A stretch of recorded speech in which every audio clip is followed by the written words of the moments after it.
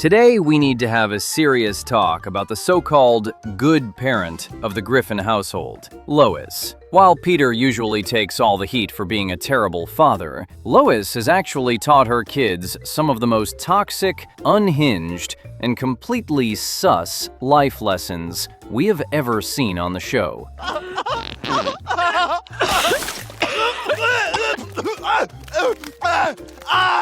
Oh my God! In today's video, we are breaking down the worst things Lois Griffin taught her children. Let's start the show. Kicking off our list is Season 3, Episode 10, A Fish Out of Water. Have you ever wondered what the absolute worst way to bond with your teenage daughter is? Well, Lois has the answer, and it involves ditching a relaxing, high-end spa weekend to go completely off the rails at a college spring break. It all starts when Meg is incredibly upset because she seems to be the only person at her entire high school who isn't going anywhere for spring break. Would those of you who are going away for spring break please move to the left of the room?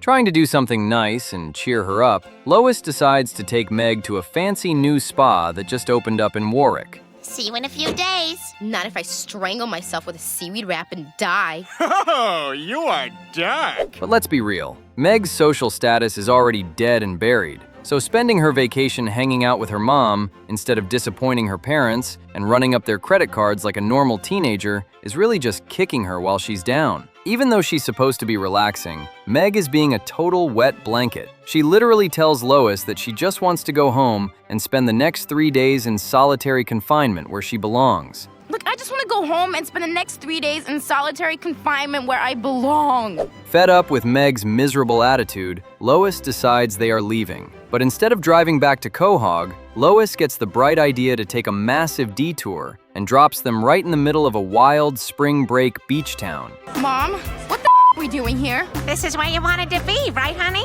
Yeah, but not with you. Meg is absolutely mortified, pointing out that partying with your mom is basically social suicide. Oh my God. Come on, Meg. Get out of the car. Like the kids say, up your nose with a rubber hose. Here is where Lois's parenting goes completely out the window. While Meg is busy being an insufferable stick in the mud and whining that she's been waiting outside for hours, Lois completely reverts to her wild, unhinged days. Mom!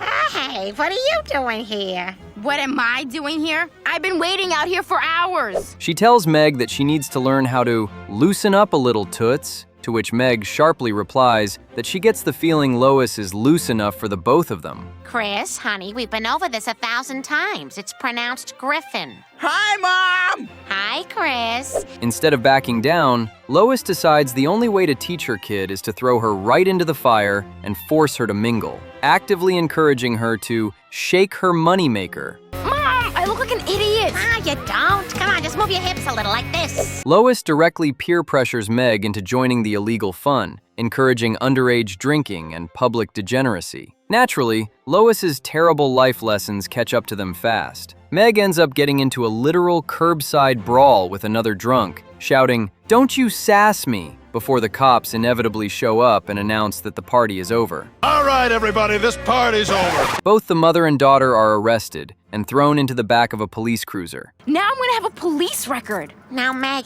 if you're gonna grab a hold of life, you've gotta expect to get your hands dirty once in a while. But Lois has one final, highly illegal lesson to teach her daughter. Teaching your kid to have a little fun is one thing, but actively guiding them into a curbside brawl, a police car, and a felony escape? Yeah, that definitely earns Lois her spot on this list. Oh, I think this one's all yours. One's an innie and one's an outie. Up next is Season 17, Episode 18, Throw It Away. Have you ever seen a trendy life hack turn into a completely toxic parenting style? In this episode, Lois proves that she is willing to take a self-help trend to terrifying extremes, ultimately teaching her children that they are nothing more than disposable garbage that stands in the way of her personal happiness. The madness begins when Lois drags Peter to a live taping of local news anchor Joyce Kinney's daytime talk show, The Flow. This is gonna suck. Oh, knock it off. It's not gonna be that bad. During the show, reporter Trisha Takanawa is promoting her brand new book, throw it away. Trisha explains that she was inspired to write it after hiking through Asia, adopting a minimalist lifestyle where you must literally throw out anything in your home that doesn't kindle joy. Oh, Peter, these are Asian techniques and they're new to me. I have to buy this book, read 2 chapters, then leave it on my nightstand for a year. Naturally, Lois completely falls for the gimmick. She buys the book immediately, claiming she has to try it simply because these are Asian techniques and they're new to me. She says that when you declutter your house, you declutter your mind and clear a path to true happiness. Lois starts aggressively decluttering the Griffin household, throwing away everything from sweatshirts to books to skis. She forces the rest of the family to sort through their rooms as well, but they don't exactly understand the assignment. Peter struggles to part with a box of old computer cords from the 1980s, claiming he's keeping everything because it all gives him joy. Peter, there's nothing in your throwaway pile. I know. I'm keeping everything. Everything kindles joy. But Lois can't wrap her head around that and decides to take matters into her own hands. Things aren't going well at the Griffins. This is why no girls allowed. I hate to do this, guys, but Peter's been compromised. She becomes completely unhinged in her pursuit of a minimalist paradise. She clears the majority of the house of anything that adds a personal touch. And the madness gets so deep that she even starts decluttering the show's signature cutaway gags. But this is where her parenting takes a highly disturbing and toxic turn. Deciding that her husband doesn't kindle joy, Lois literally kicks Peter out of the house permanently. You throwing me away? Yes. I'm so sorry, Peter. I just feel like if you don't kindle joy... With Peter gone, she turns her sights on her own kids. She starts taking their smallest possessions, ripping the hats right off Meg and Chris's heads. Feel like they're clutter? I feel like you don't need them? Let's just see what you look like without... Whoa!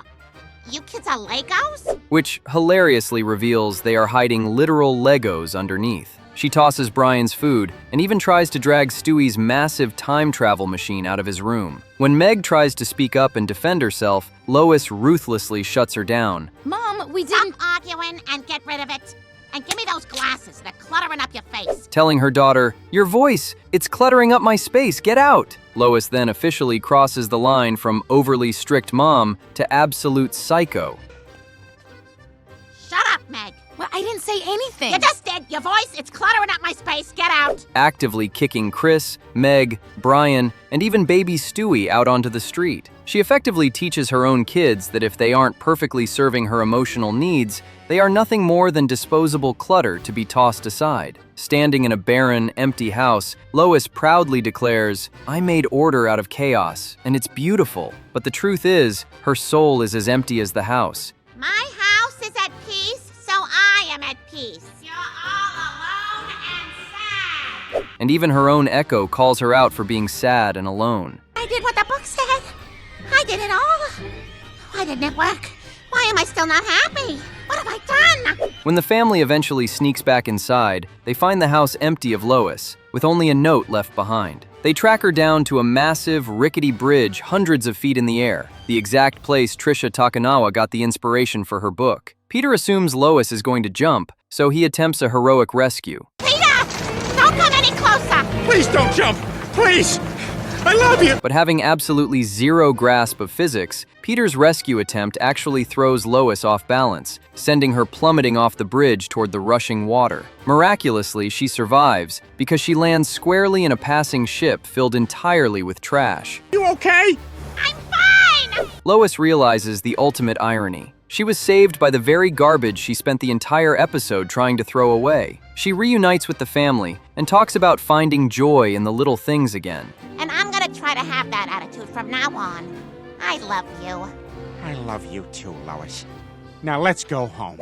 But she completely brushes past the fact that she kicked her kids out of their home and offers absolutely zero apologies to any of them. Up next is Season 18, Episode 5, Cat Fight. Have you ever tried to teach your kids a valuable lesson about right and wrong, only to completely abandon your morals the second things get a little uncomfortable? In this wildly hypocritical episode, Lois tries to push her kids onto the righteous path, only to teach them that committing a literal felony and insulting people's beliefs is completely fine as long as it benefits you. The madness begins when Lois learns that Meg and Chris have gotten into some serious trouble for cheating at school. Nice block, Griffin. Nice shot, other Griffin. Panicking that her children are showing a complete lack of morals, Lois decides that the family needs some spiritual intervention and ships the kids off to a preppy Christian summer retreat called Sunrise Woods Bible Camp. Okay, Peter. The kids and I are off to church camp.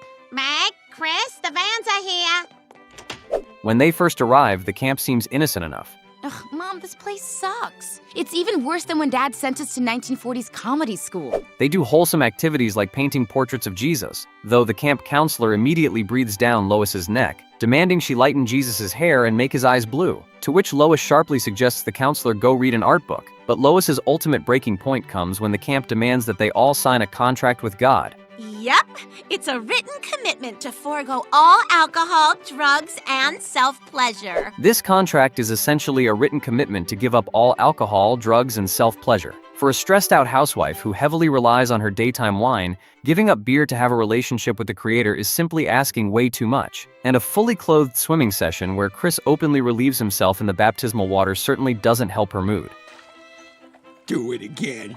Deciding she has officially had enough of this holy retreat, Lois formulates an escape plan that involves a little bit of prayer and a whole lot of Grand Theft Auto. Lois volunteers to lead the entire camp in saying grace before dinner. I've been so moved by my time here at camp. I wonder if I could perhaps say grace tonight. Oh, that'd be lovely, Lois. While everyone respectfully has their heads bowed and their eyes closed, Lois uses the distraction to maliciously steal the camp counselor's car keys so her family can flee the grounds.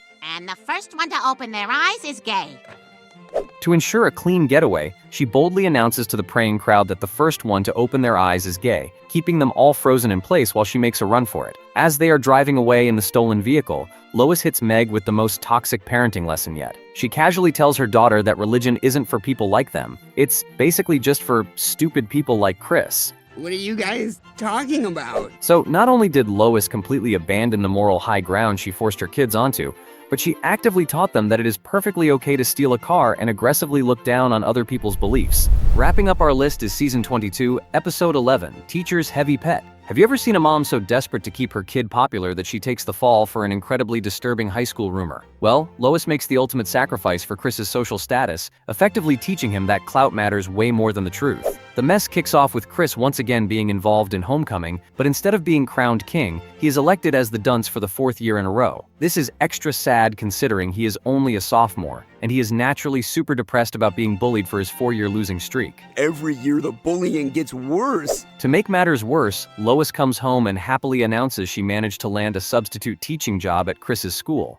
Mom, you can't. Don't you need a master's degree to teach? A master's degree is needed, and I told them I had one. Sure, she completely lied about having a master's degree, but we just call that girl bossing. Chris, however, is terrified that having his unpopular mom at school will make his life even worse. But Lois has already thought ahead, applying under her maiden name, Peterschmidt, and planning to wear a disguise. Now, I thought about that, Chris, which is why I applied under the name Lois Peterschmidt. The next day, Mrs. Peterschmidt officially arrives at Adam West High and just so happens to be teaching Chris's class. The male students immediately start ogling the new teacher, much to Chris's absolute disgust. Oh my God, they're all leering at my mom. This is more embarrassing than when Dad ruined my birthday party. As the day goes on, Chris gets worried someone will put 2 and 2 together, but surprisingly, the cool kids invite him over to their table. They ask if he thinks Mrs. Peterschmidt is hot, and Chris awkwardly agrees that she is a total hottie. Yeah, I guess she's a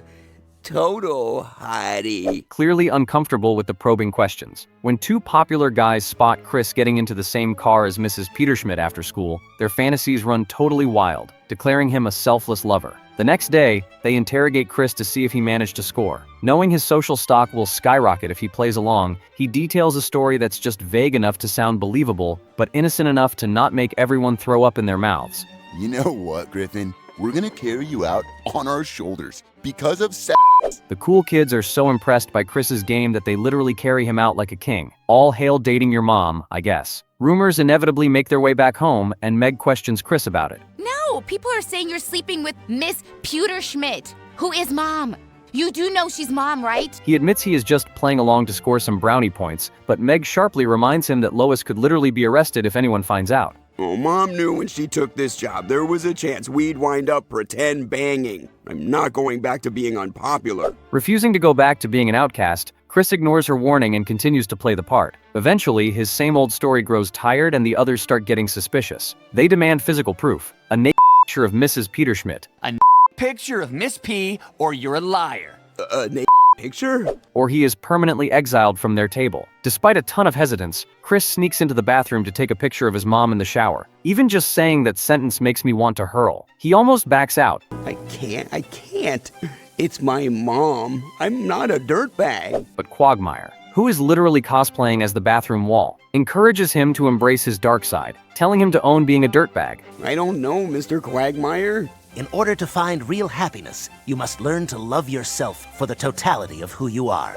Chris actually goes through with it for the good of his popularity. He shows the popular kids the picture the next day and makes them promise not to share it. Promise you won't share it. Of course not. We're best pals. Within seconds, it is clear they are full of crap, and every single person in the school gets a hold of the photo, including the principal. Lois is called into the principal's office. Thinking she has been busted for faking her master's degree, she's completely blindsided when the principal shows her the revealing photo instead. Okay, I don't hate that angle, but I think I know who took this.